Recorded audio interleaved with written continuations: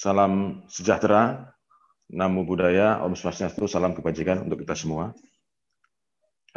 Terima kasih atas kesempatan bersama para peserta Zoominar pada kesempatan siang hari ini untuk bersama-sama mengikuti diskusi tentang currency war, dan alternatifnya sebagai solusi, yaitu global democratic currency. Pada awalnya diskusi ini diilhami oleh karya sahabat saya, yaitu Mas Abdurrahman Arum. Kebetulan saya sama beliau ini satu pesantren dulu di Jombang, dan kita berpisah lama sekali, dan tiba-tiba beliau sudah sekarang menjadi seorang ahli tentang currency. Sesuatu yang menurut saya luar biasa, seorang santri bisa dan kemudian memiliki minat yang luar biasa tentang ekonomi, wabil khusus tentang currency. Kita semua tahu bahwa lama berselang kita semua dihebohkan dengan perang mata uang, perang currency yang terjadi antara China dan Amerika, yang menandai sebuah pergeseran geopolitik yang luar biasa yang sekarang ini juga kita lihat dalam berbagai aspeknya. Nah, kita semua dihadapkan dengan pilihan-pilihan yang sulit ketika kita bicara tentang currency. Karena dunia telah dikuasai secara faktual dan mungkin secara numerik oleh kekuatan-kekuatan uang yang telah mendominasi dunia pasca Perang Dunia Kedua. Sebagaimana kita tahu bahwa dolar adalah mata uang dunia dalam pengertian mata uang internasional, bukan mata uang semua negara, itu mata uang satu negara yang kemudian dipakai oleh banyak negara sebagai mata uang internasional. Terlebih setelah peristiwa di mana minyak menjadi salah satu komoditas yang unggulan pasca Perang Dunia Kedua, dan kemudian kita kenal dengan istilah dengan petrodolar pada tahun-tahun itu. Nah, pada hari ini, terutama setelah Perang Dingin usai, dunia diberikan pilihan-pilihan baru. Kita mengenal adanya euro yang juga kemudian memberikan alternatif sebagai salah satu mata uang yang bisa dipakai secara internasional. Dan terakhir saya kira setelah peristiwa 9/11, mata uang baru yang dari Tiongkok yang bernama renminbi itu juga menjadi salah satu alternatif. Nah, hari ini dunia kita dipaksa untuk memilih di antara tiga mata uang ini, kira-kira sebagai the strong currency yang kemudian membentuk masa depan currency dunia. Sahabat saya, Mas Abdurrahman Arum ini memiliki gagasan yang sangat menarik, yaitu bagaimana kemudian negara-negara itu bersepakat untuk membentuk satu mata uang yang diterima secara umum, tanpa harus kemudian menegasikan mata uang masing-masing yang berlaku di setiap negara. Konsep dasarnya adalah bagaimana setiap negara itu memiliki hak yang sama di dalam konteks currency ini. Kita tidak dalam posisi dipaksa untuk kemudian membeli atau menjadikan currency tertentu sebagai objek atau barang perdagangan. Kita harus memiliki satu macam kemerdekaan, satu macam independensi di dalam menentukan cara kita bertransaksi secara internasional. Nah, Mas Arum ini kemudian mendorong sebuah gagasan, yaitu democratic global currency, yang diharapkan mampu menjadi salah satu bentuk interaksi ekonomi dunia di masa kini dan masa mendatang. Saya teringat dengan bagaimana dulu Bung Karno, terlepas adanya blok barat dan blok timur, kemudian membentuk sebuah gerakan non-blok sebagai sebuah gerakan politik negara-negara berkembang atau negara-negara yang tidak terlibat dalam blok barat maupun blok timur sebagai dua blok utama yang terbentuk pasca Perang Dunia Kedua. Nah, saya kira gagasan tentang global currency, democratic global currency, itu kurang lebih sama dengan gagasan tentang gerakan non-blok, yaitu gerakan yang ingin membentuk independensi masalah keuangan. Kita tidak terlibat di dalam perang currency antara dolar dengan renminbi dengan euro. Mungkin ada 3 blok ini sekarang yang kuat, tetapi setidaknya kemudian adalah bagaimana negara-negara dunia ketiga, negara-negara berkembang itu mampu menyusun sendiri currency-nya dan paling tidak memiliki satu posisi tawar yang equal sebagai sebuah bentuk dunia baru yang lebih demokratik, yang lebih adil dan tentunya lebih partisipatif bagi seluruh warga dunia. Saya berharap dari para tiga pembicara ini, Mas Abdurrahman Arum, Mas Mas Arif ini adalah kandidat doktor di Zhongnan University di Wuhan, yang kemarin disebut sebagai epicenter utama terjadinya COVID. Dan ada satu lagi, Mas Sony Daengtara, pengamat geopolitik dari Jakarta. Kebetulan beliau ini lahir di Makassar dan kemudian menjadi aktivis yang menginginkan juga tata dunia ekonomi yang lebih adil dan berkeadilan. Mungkin demikian sebagai pengantar dari saya. Terima kasih atas kehadiran semua para narasumber, para peserta. Di sini ada yang saya kenal dengan baik, Romo Agung dari gereja paroki di Muntilan, salah satu center utama Katolik di Indonesia. Saya kira beliau juga lama di Tiongkok, lama di di pergaulan-pergaulan internasional yang terkait dengan ekonomi. Saya kira nanti beliau bisa diberikan waktu khusus untuk memberikan satu sambutan, mungkin spesial komen yang saya kira akan sangat berguna bagi kita semua. Terima kasih dari saya. Mudah-mudahan Forum Satu Bangsa bersama International Politics Forum itu bisa terus menginisiasi berbagai kesempatan yang lain dengan tema-tema yang tentunya lebih aktual dan sesuai dengan kebutuhan kita sebagai satu warga Indonesia dan warga dunia. Terima kasih.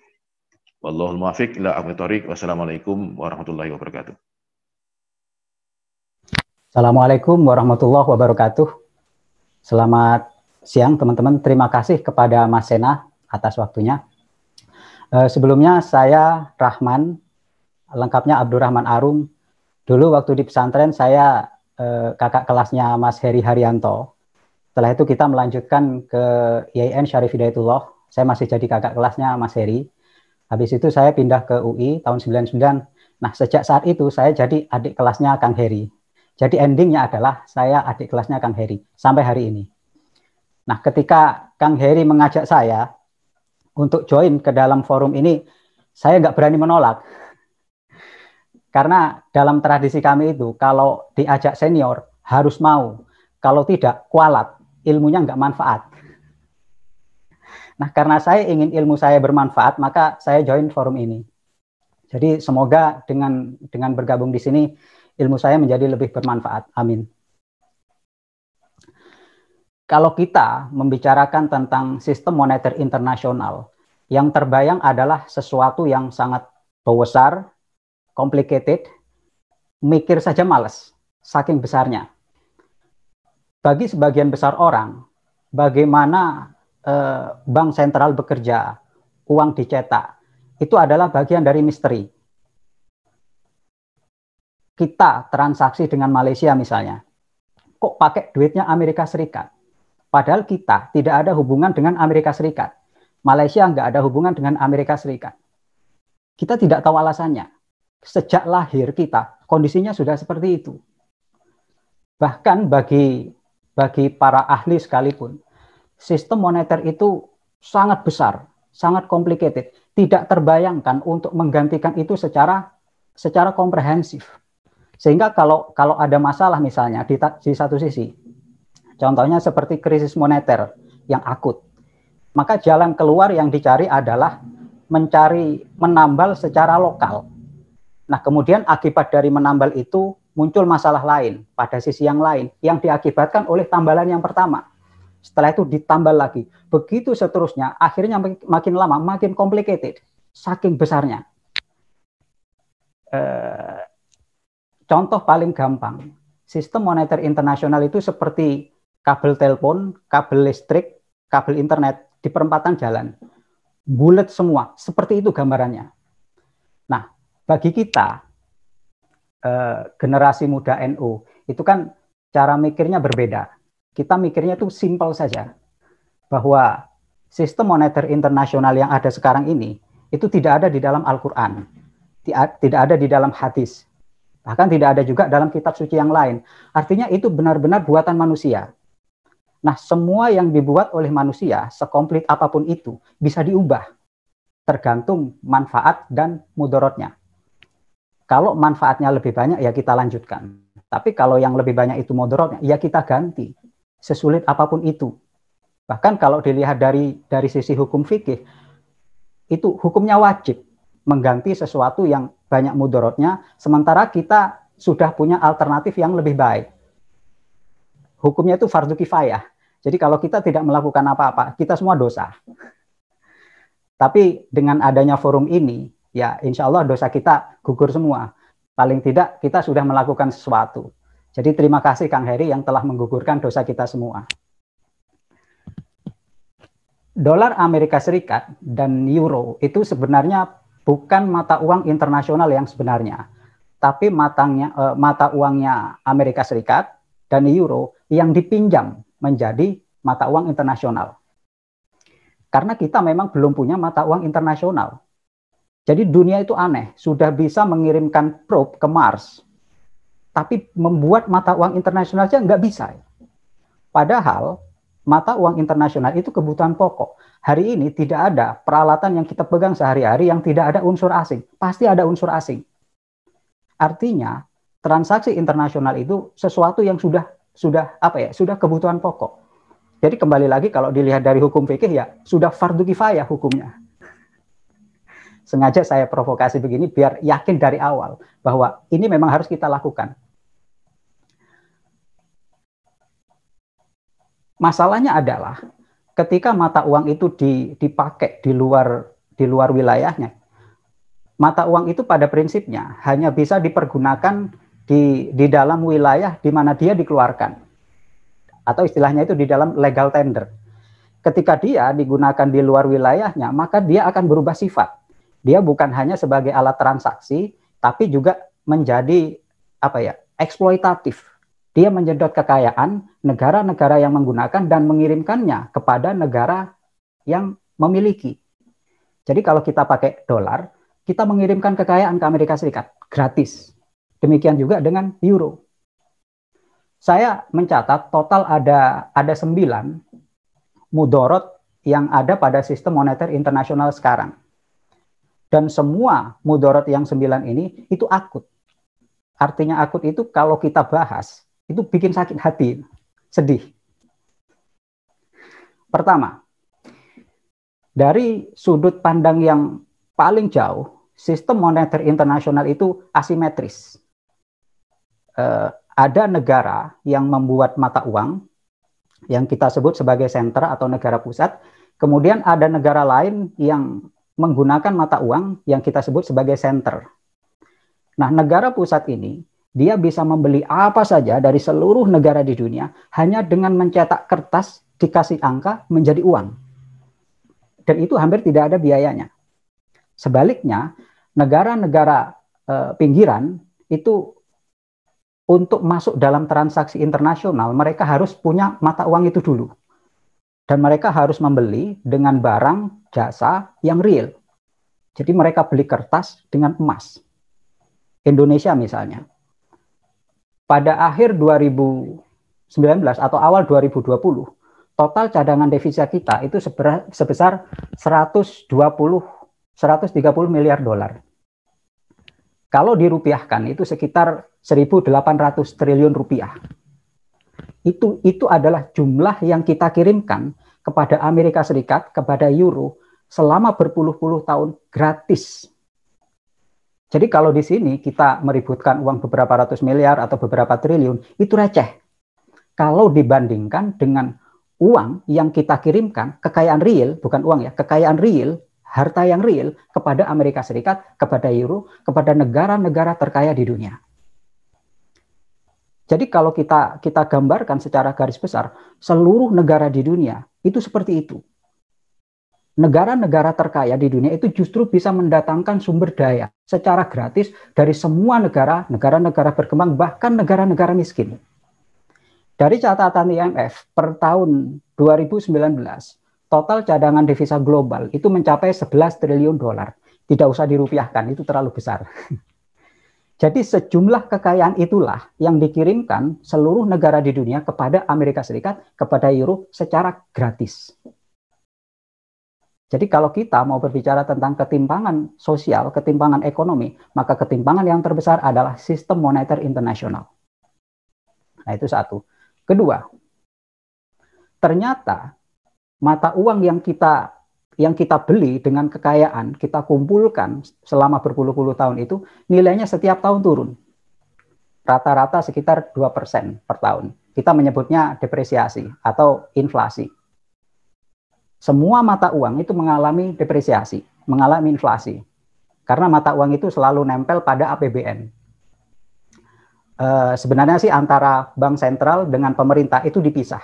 Formalnya seperti itu. Tapi kenyataannya tetap saja pengelolaan bank sentral itu dipengaruhi oleh APBN. Tapi karena tujuannya baik dan manfaatnya juga baik, ya itu tidak apa-apa. Jadi kenapa mata uang itu mengalami depresiasi atau inflasi?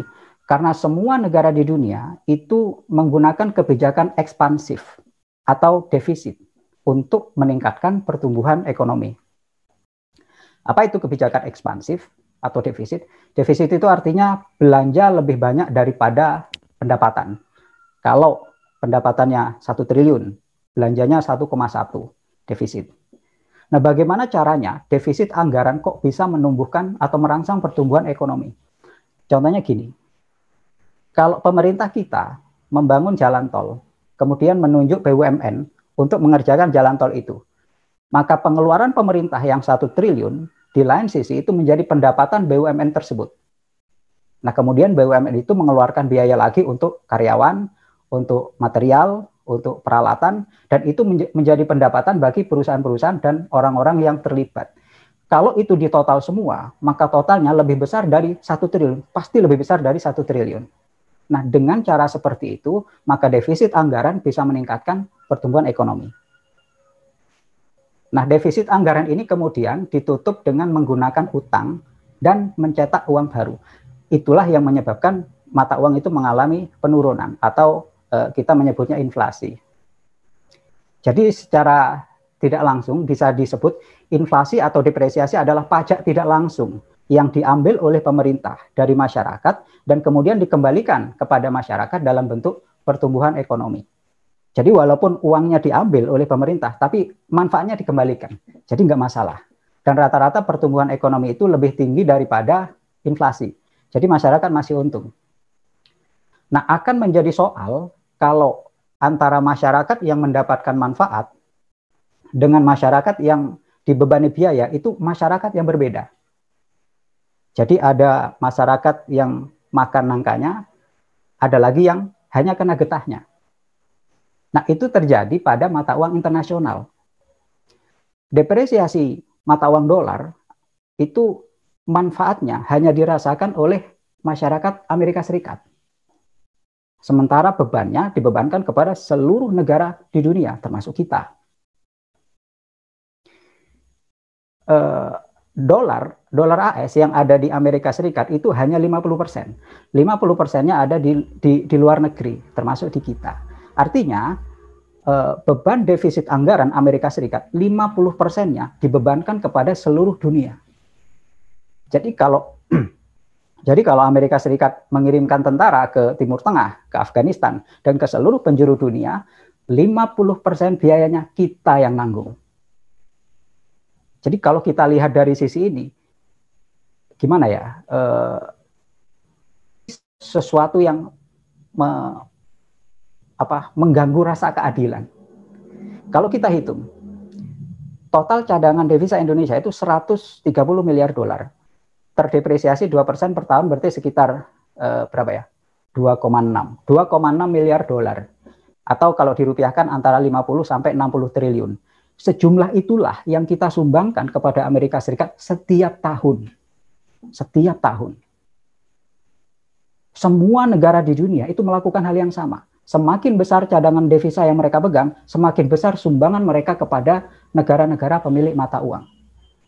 Jadi kalau kita bangga bisa membebaskan Freeport, maka yang kita sumbangkan kepada Amerika Serikat setiap tahun sebesar Freeport. Setiap tahun, free.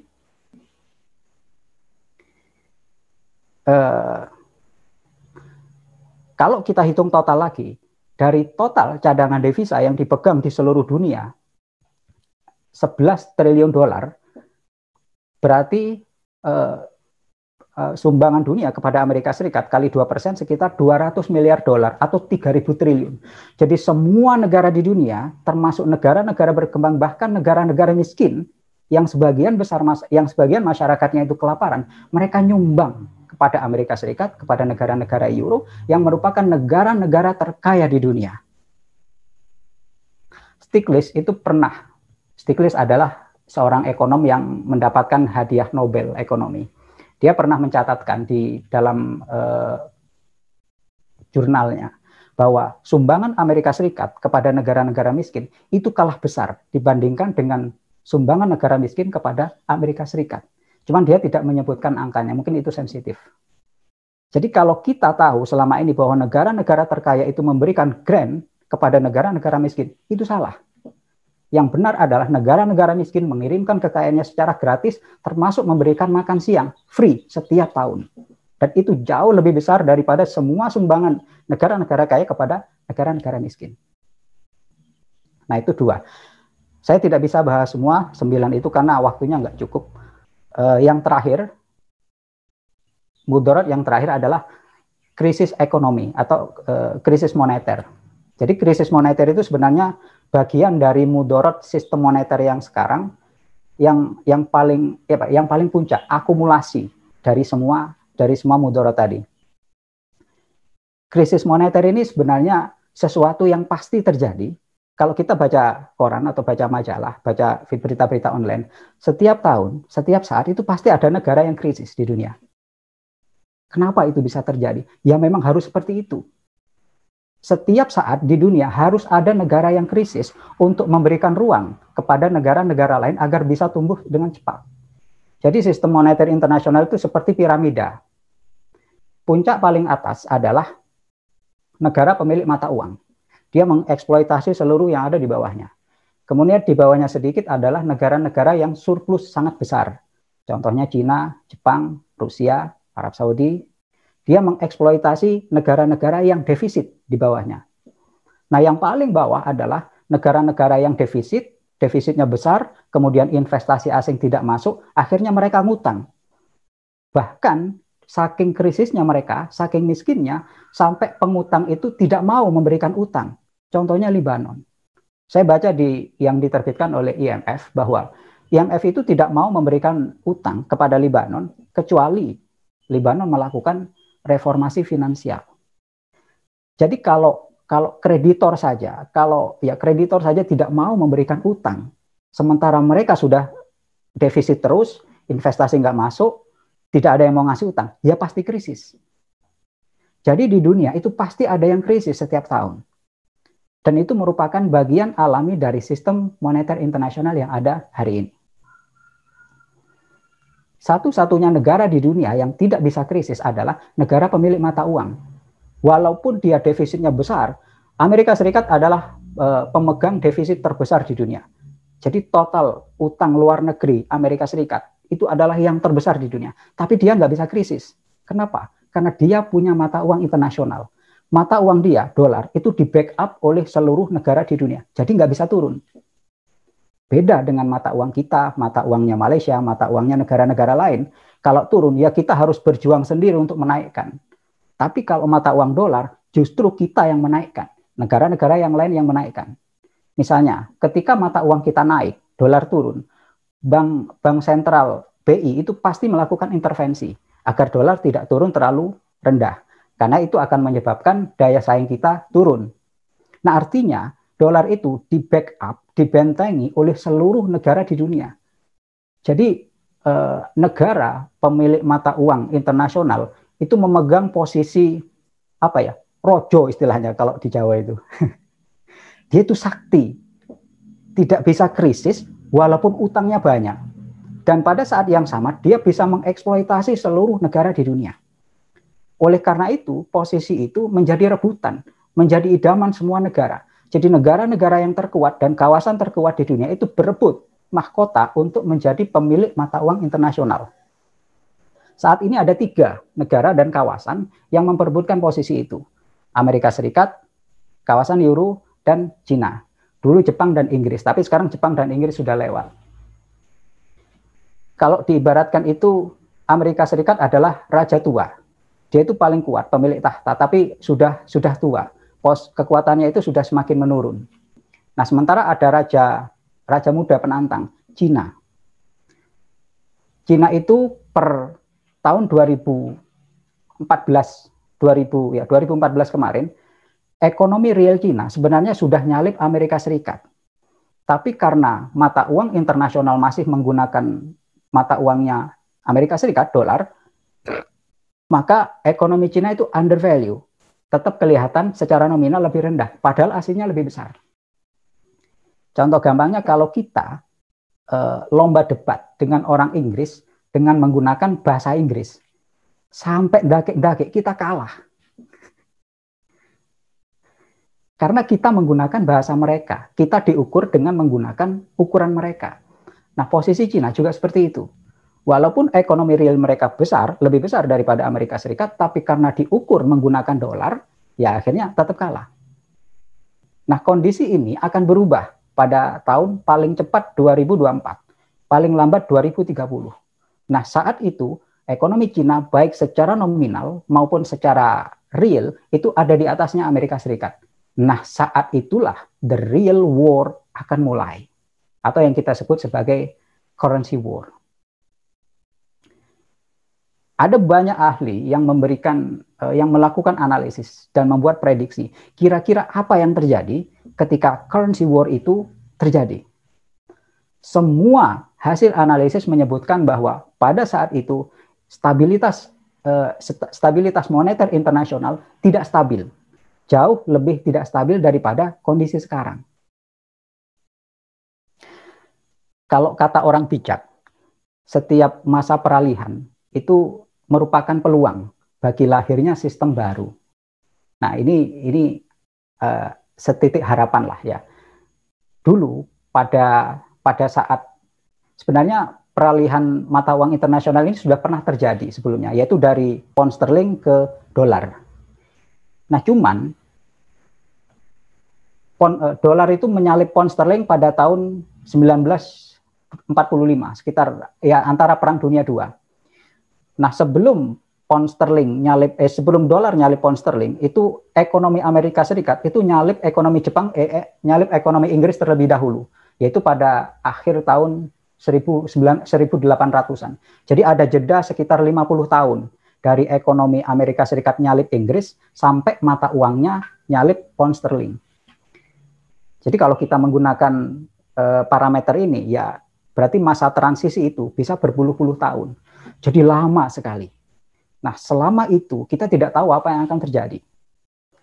Ada beberapa skenario yang dibuat oleh para ahli. Kalau misalnya dampak kerugian dari instabilitas itu merugikan negara-negara pemilik mata uang, maka kemungkinan mereka akan melakukan kolaborasi. Itu dengan catatan badan internasional yang ada sekarang seperti PBB itu bisa menghandle. Tapi kalau tidak bisa menghandle, ya wallahu a'lam. Kalau kita kan orang yang mikir sederhana itu, kalau tidak tahu ya sudah wallahu a'lam saja. Nah, ada 2 syarat agar sistem baru itu bisa menggantikan sistem lama. Pertama, sistem baru itu harus bisa menutup semua mudorot yang dimiliki oleh sistem lama yang sekarang secara komprehensif. Kemudian yang kedua, sistem baru itu harus mudah diimplementasikan dalam kondisi geopolitik ekonomi saat ini apa adanya. Jadi kondisi kita saat ini tidak memungkinkan untuk membuat kesepakatan global yang disepakati oleh semua negara, terutama pemain utama. Itu adalah kondisi real. Di IMF itu ada banyak ahli ekonomi sebenarnya. Bahkan bisa dibilang IMF adalah gudangnya ahli ekonomi. Jadi kalau kita mencari ahli ekonomi yang paling jago ya ada di IMF itu. Nah, mereka sudah membuat sistem alternatif untuk pengganti sistem moneter yang ada sekarang. Hasilnya itu banyak dan komprehensif. Akan tetapi sistem-sistem itu hanya bisa diimplementasikan kalau disetujui oleh pemegang saham IMF. Dan di dalam pemegang saham IMF itu ada negara-negara utama itu, dan mereka tidak mungkin bersepakat. Contoh paling sederhana, IMF itu punya mata uang internasional namanya SDR, Special Drawing Right. Itu mata uang antar bank sentral, tidak dikeluarkan untuk publik. Jadi kalau teman-teman nggak tahu, ya wajar karena itu memang tidak dikeluarkan untuk publik. Saya juga nggak tahu, saya baru tahu setelah mendalami masalah ini. Oh ternyata kita sudah punya mata uang internasional. Cuman hanya antar bank sentral. Nah, untuk meningkatkan kapasitas SDR, menambahkan jumlah SDR yang diberikan kepada negara-negara yang mengalami krisis, itu harus disetujui minimal 85% voting right. Nah, sementara Amerika Serikat itu pegang voting right, kalau nggak salah sekitar 19%. Jadi kalau Amerika Serikat nggak setuju, nggak jadi. Makanya keputusan-keputusan penting di IMF yang menyangkut reformasi sistem moneter global tidak pernah jadi. Contoh lain, padahal itu hanya nambah SDR loh ya, belum mengganti dolar dengan mata uang internasional, pasti ditolak oleh Amerika Serikat dan pasti nggak jadi. Contoh lain, pada tahun 2009, pas setelah terjadi krisis global, Presiden, Direktur Bank Sentral Cina itu mengajak negara-negara di dunia untuk membangun sistem moneter bersama, tidak pakai duitnya Amerika Serikat. Beberapa hari setelah itu, Presiden Amerika Serikat, Barack Obama, langsung menjawab, no, dolar Amerika Serikat masih extraordinary strong. Jadi nggak pakai diskusi, tidak pakai meeting, langsung ditolak. Dan yang menolak bukan gubernur The Fed.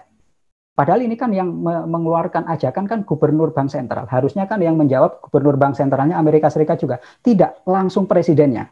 Dan langsung dijawab tidak. Artinya, tidak mungkin, tidak ada jalan keluar. Jadi, jangan harap bahwa reformasi sistem moneter internasional datang dari IMF. Tidak mungkin. Tidak bisa juga datang dari negara-negara pemilik atau negara-negara pemain utama. Amerika Serikat, China, Euro. Mereka tidak akan mengizinkan itu. Karena mereka tidak pernah bersepakat. Justru saya khawatir kalau negara-negara itu sudah bersepakat menyepakati tentang sesuatu yang sangat kritis seperti ini, jangan-jangan itu tanda-tanda hari kiamat.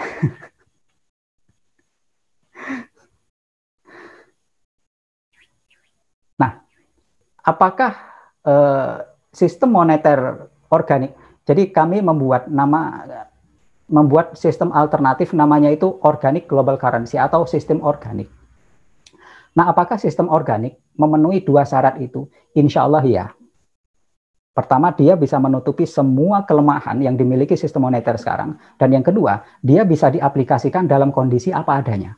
Jadi tidak perlu kesepakatan Amerika Serikat, tidak perlu kesepakatan Cina, tidak perlu kesepakatan negara-negara pemain utama. Tapi kalau misalnya mereka mau join, ya alhamdulillah, kekuatannya besar. Tapi kalau tidak mau, nggak apa-apa. Model itu bisa dimulai misalnya dari Asia Tenggara, kemudian dibuka kepada negara-negara lain yang mau. Maka jadilah sistem itu. Jadi modelnya seperti non-blok. Keanggotaannya sukarela dan tidak tergantung persetujuan negara pemain utama. Jadi ada dua sebenarnya, ada dua hambatan yang selama ini kenapa sistem moneter internasional itu sulit sekali diimplementasikan. Persyaratan pertama itu integrasi ekonomi. Contoh sistem moneter internasional yang memerlukan persyaratan integrasi ekonomi itu euro. Euro itu sebenarnya salah satu jalan keluar dari kesemerawutan sistem moneter internasional sekarang. Dan ada banyak sekali kawasan di dunia, bahkan seluruh kawasan itu ingin memiliki mata uang bersama seperti euro. Tapi persyaratannya itu berat. Karena harus terintegrasi secara ekonomi. Jadi itu mirip seperti mesin yang kita gabungkan.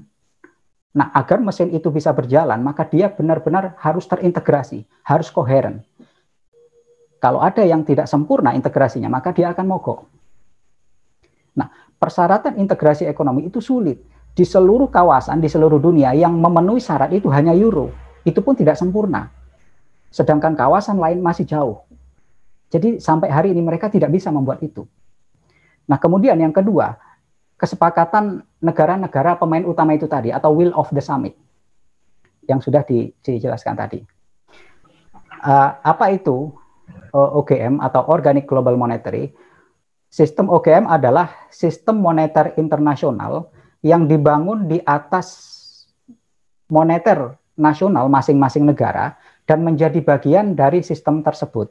Jadi dia itu bukan sistem asing, bukan sistem yang ada di luar, tapi menjadi bagian dari moneter nasional masing-masing. Sistem OGM itu hanya mengeluarkan mata uang internasional, dan mata uang internasional itu hanya digunakan untuk transaksi di antara negara anggota. Dia tidak bisa digunakan di luar negara anggota, karena seperti yang saya jelaskan tadi, kalau digunakan di luar negara anggota, maka dia akan berubah menjadi eksploitatif. Dan karena tujuan dari moneter organik ini untuk membuat demokrasi, maka itu melanggar prinsip. Jadi tidak dimungkinkan, tidak diizinkan. Kemudian untuk transaksi domestik itu masih tetap menggunakan mata uang nasional masing-masing.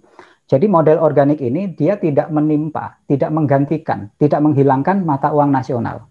Jadi persyaratannya itu ringan, karena itu tidak memerlukan integrasi ekonomi. Nah kemudian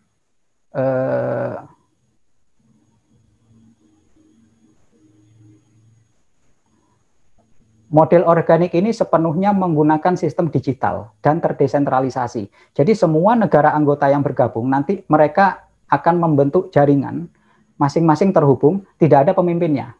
Jadi dioperasikan secara terdesentralisasi, benar-benar demokratis. Kemudian dari sisi nilai, model organik itu, mata uang organik itu dipatok pada indeks harga global.